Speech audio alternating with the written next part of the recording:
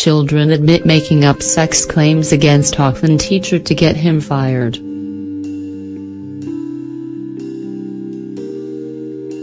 Intermediate school students admitted they lied that their teacher indecently assaulted girls so he would be fired after yelling at them in class, a court heard. The admission came when two students gave evidence in court after police charged the teacher.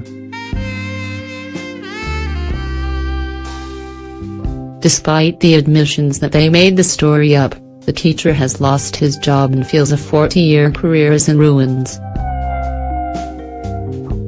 Police said it was disappointing when untruthful accusations were made, but they were obligated to act when children said they were assaulted. The teacher, whose name is suppressed, was on trial for 7 charges of indecent assault at his Auckland school. The Crown case was that the teacher inappropriately touched 3 girls in his class, each aged 11 years. The defendant stroked the student's hair in an indecent manner, swiped his hand over the chest area of 2 of the victims and grabbed the breasts of another victim, prosecutor Joe Murdoch said. But during cross-examination by defense lawyer Mark Corlett QC, one of the girls admitted she had lied, and the teacher had never assaulted her. She said she had also lied about seeing the teacher assault any other student.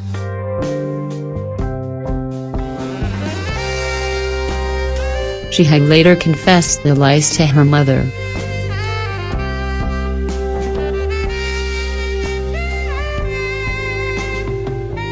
"I was an idiot," she said.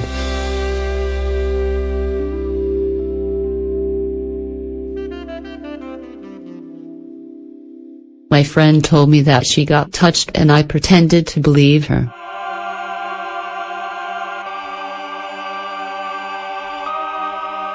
A boy who initially claimed he witnessed the indecencies admitted there had been a plan to make up stories about the teacher to get him fired after he had told them off during class for misbehaving and being disrespectful. "I joined in because my friends were there and I wanted to support them, and because I didn't really want to put up with any of that other stuff," he said. The 2 other girls continued to claim they had been indecently assaulted, and the Crown said there was no evidence of collusion between the students. The jury at the 6-day trial in the Auckland District Court in March took less than an hour to find the teacher not guilty on all charges. The teacher admits that on March 23, 2017 he lost his temper in class after students began painting their hands and arms black. He swore at the students, and there was a tense standoff in the classroom.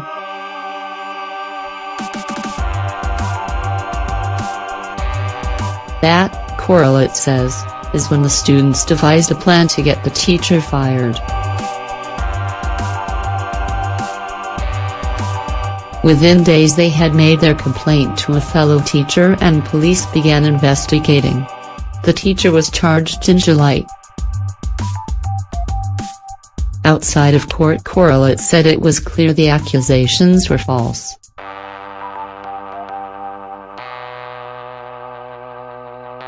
It was obvious from the video interview that were conducted by the police of 2 of the complainants and 2 so-called eyewitnesses that their stories were hopelessly vague, inconsistent and implausible.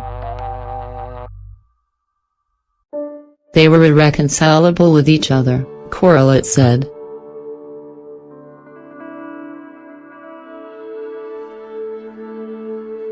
Hundreds of hours of police resources and 6 days of jury time were wasted getting to what were inevitable not guilty verdicts, all of which could have been avoided had the police approached the allegations with a healthy skepticism instead of swallowing whole what were obviously false accounts, Corlett said. The teacher, speaking after he was cleared of the charges, said his dismissal and the months since had been his worst nightmare. After 40 years as a teacher, and 27 years at the school, I was dismissed within a few days of the allegations being made, allegations which have now been shown to be false, and deliberately made to get me fired, he said. He said it had been a terrible ordeal despite having support from family and friends. It was devastating to sit in the dock while listening to one complainant admit she had lied, while another one admitted there was a plan to make up stories to get me fired. Their plan worked.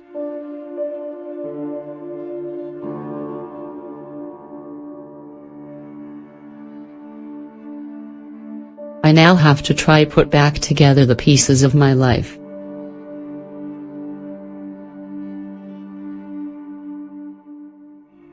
Detective Senior Sergeant Jeff Barber said it was disappointing when members of the public became victims of untruthful accusations. It is important that police take allegations of indecent assault against any person seriously, especially those involving children. While we can't go into the specifics of this investigation, police are obligated to act on the information presented to us at the time a complaint is made, and based on the information available, police took the appropriate action, Barber said. The school's principal and board of the trustees chairman would not comment on questions put to them about the teacher or the investigation.